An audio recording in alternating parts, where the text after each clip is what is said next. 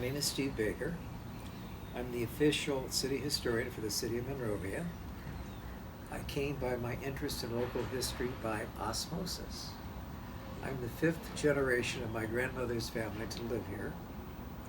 And so growing up, I heard lots of stories. My grandmother was a good storyteller. My dad was an even better storyteller. My dad had some expressions which we will not share here. But as I say, osmosis. I didn't have to work at it. It just happened around me, and I absorbed it.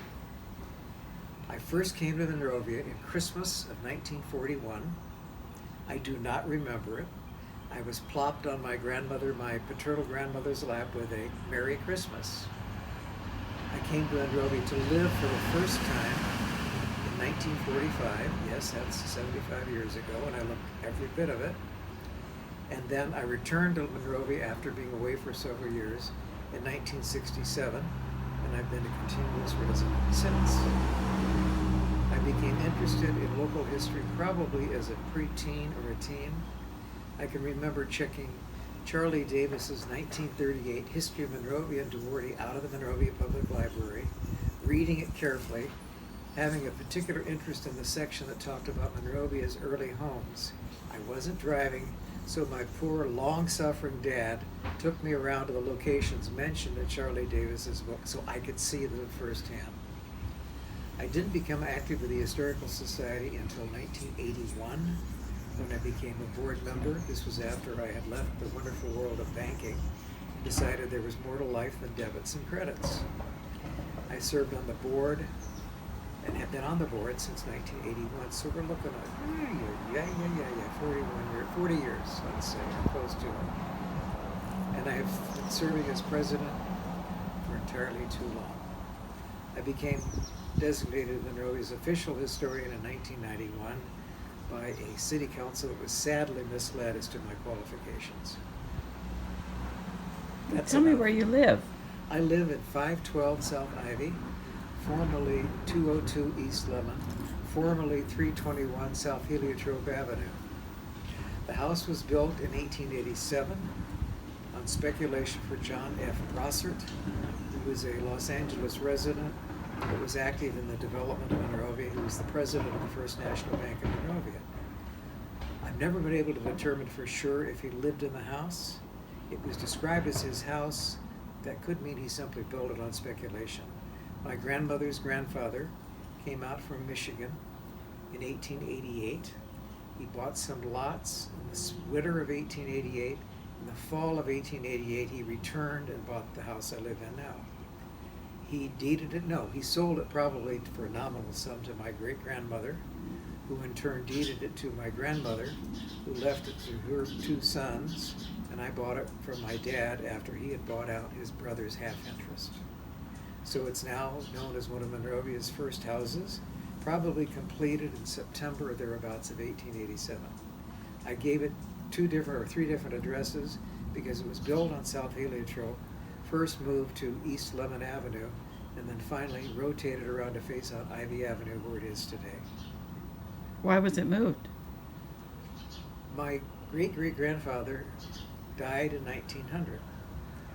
When I asked my grandmother why her mother had the house moved, she said, well, after grandfather died, we didn't have a man to hitch up the horse so we could go to town and buy groceries. So my mother picked the house up and had it moved one block off of Myrtle Avenue so we could walk to Myrtle and go shopping. That was the practical answer.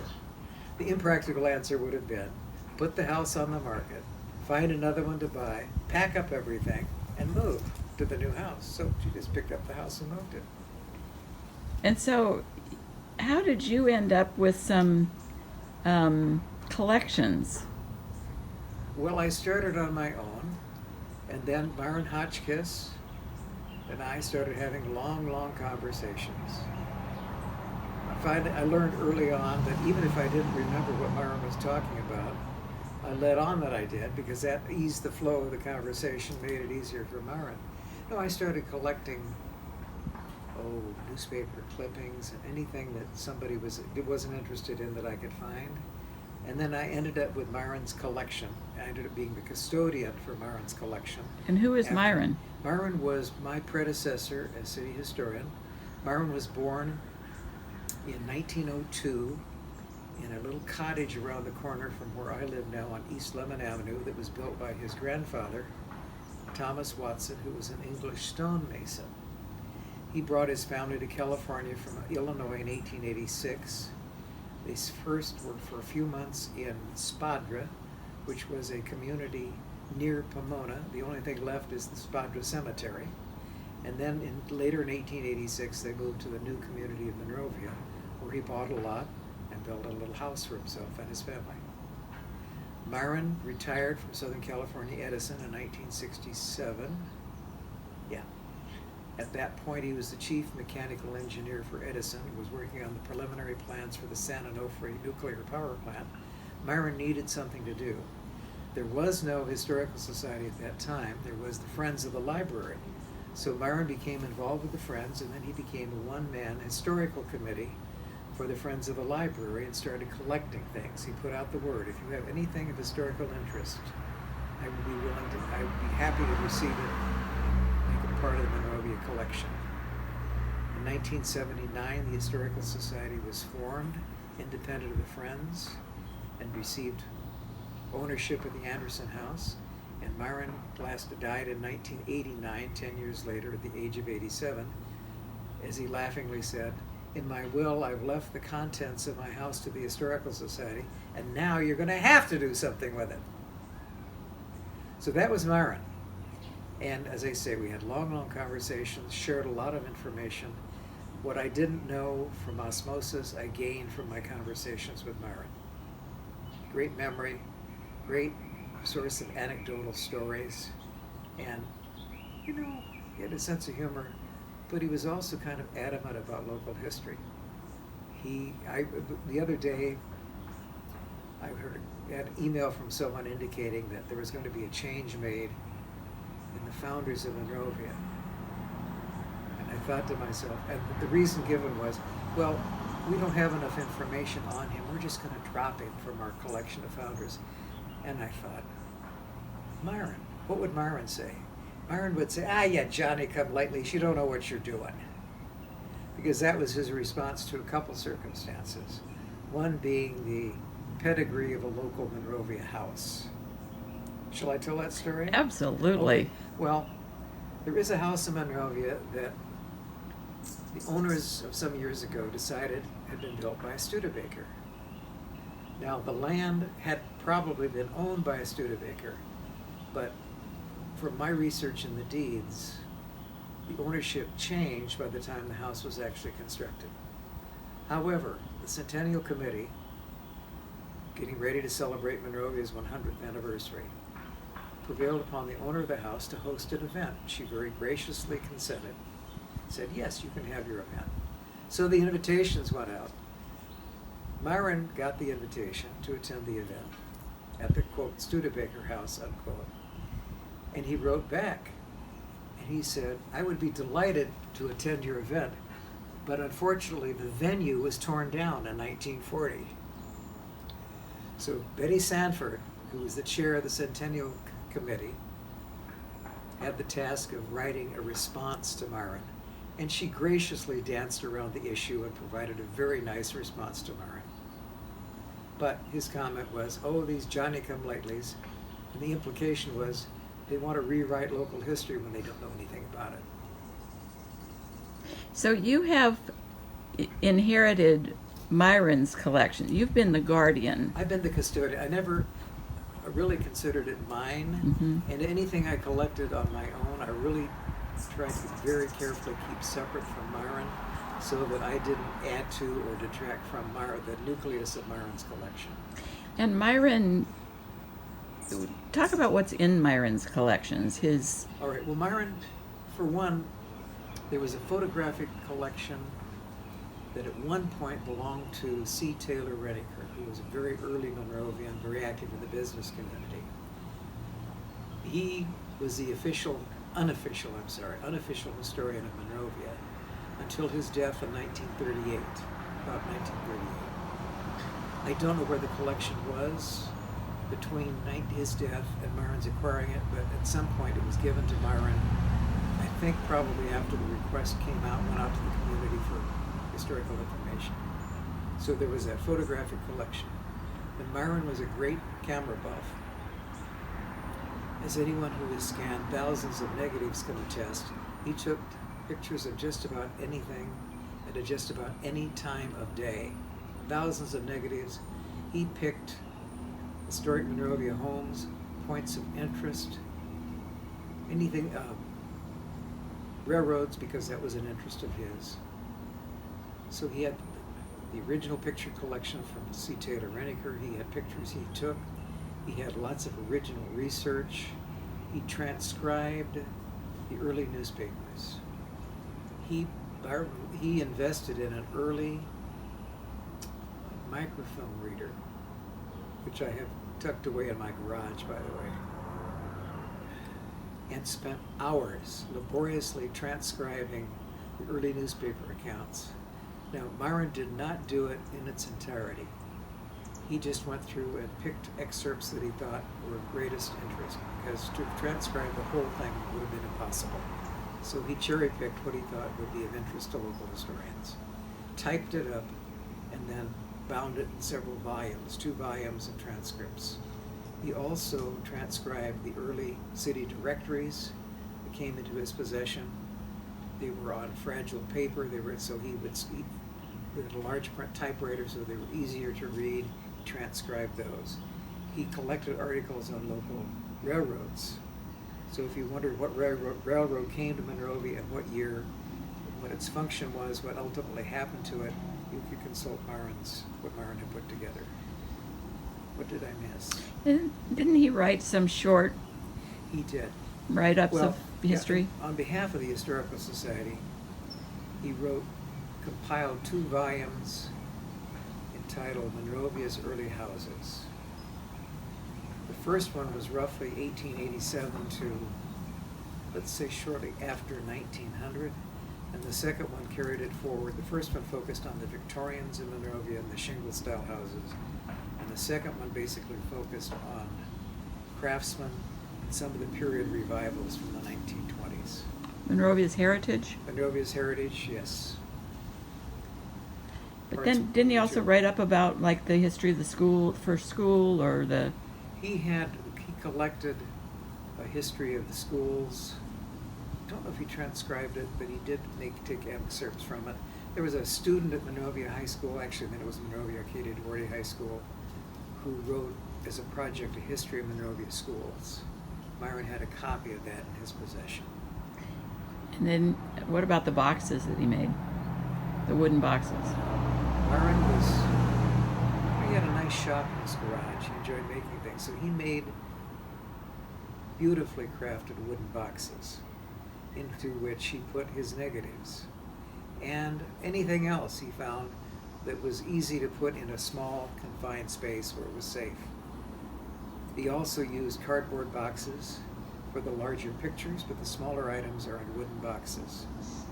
He also saved, I've got a box, you don't have it, you don't want it. It's every check, I think, that Myron ever wrote in this box. Directories, if he could get a hold of telephone directories, he collected them. He didn't necessarily transcribe those. The earliest one Myron collected was in 1904. He might have transcribed that, I'm not sure. But the original from 1904 is still in very good condition. It has lots of numbers for Monrovia, a few for Duarte. I think it might have the company store at Arcadia in it. Anyway, it's fun to look at. See just who could afford or who thought they needed a telephone in 1904. So what about the Women's Club collection? When the Women's Club disbanded in 1974, Myron obtained a lot of their records.